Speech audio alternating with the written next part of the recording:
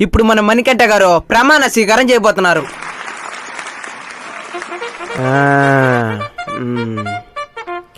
కొంచెం పైకి ఉండాలి. ఎంతమంది వచ్చేస్తున్నారా? వీళ్ళకి 200 ఇస్తేనే ఎంతమంది వచ్చినారంటే 500 ఇచ్చుంటే ఎంతమంది వచ్చుంటారా? సరే స్వీకారం చేద్దాం. మణికంఠను నేను,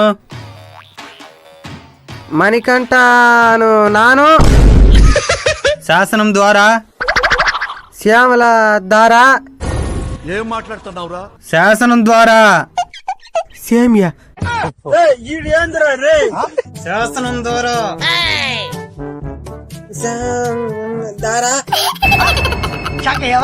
నిర్మితమైన నెమ్మది అయినా